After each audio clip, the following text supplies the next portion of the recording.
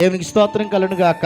సమర్పణ అంటే పాపముతో మనం ఏం పడకూడదంటే అండి, రాజీ పడి బ్రతకూడదంట. దేవునికి స్తోత్రం కలుగును గాక.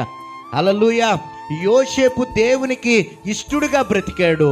యోసేపు తన జీవితంలో ఏమండి దేవుని చిత్తానికి లోబడి బ్రతికాడు. ఒకరోజు యోసేపు జీవితంలోకి పాపం ప్రవేశించిందంట.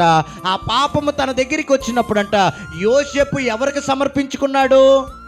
చెప్పాలి గట్టిగా, దేవునికి సమర్పించుకున్నాడు. కాబట్టి పాపం తన దరిదాపులకి రాగానే ఇప్పుడు ఆ పాపం ఏం చేసిందంటే అండి, అతని దగ్గరికి వస్తుండగా ఆ పాపానికి దూరంగా అతను ఏమైపోయాడంటండి, పారిపోయాడంట. దేవునికి స్తోత్రం కలుగును గాక.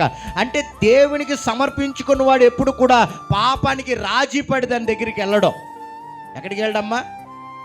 ఎప్పుడు కూడా నువ్వు దేవునికి సమర్పించుకున్నావంటే ఇంక నువ్వు రాజీ పడవు. దేంట్లో? నువ్వు పాపం చేయడానికి ఎప్పుడు రాజీ పడవు. ఎందుకంటే పర్లేదులే, దేవుడు క్షమించేస్తాడులే, ఏముందిలే ఈ పాపం చేస్తే, ఆయన కనికరం కలిగిన వాడు, ఆయన ప్రేమ కలిగిన వాడు, ఆయన అన్నిటిని క్షమించేస్తాడని చెప్పేసి నువ్వు ఏం పడకూడదు అంటే రాజీ పడి పాపాన్ని చేయకూడదు. దేవునికి స్తోత్రం కలుగును గాక. హల్లెలూయా. పాపాలను ఒప్పుకొని వాటి నుండి తిరిగి మనము దేవుని యొక్క సన్నిధిలోనికి వచ్చి ఆయనకు మనం విధేయత చూపించాలి. దేవునికి స్తోత్రం చెప్పండి. హల్లెలూయా, హల్లెలూయా.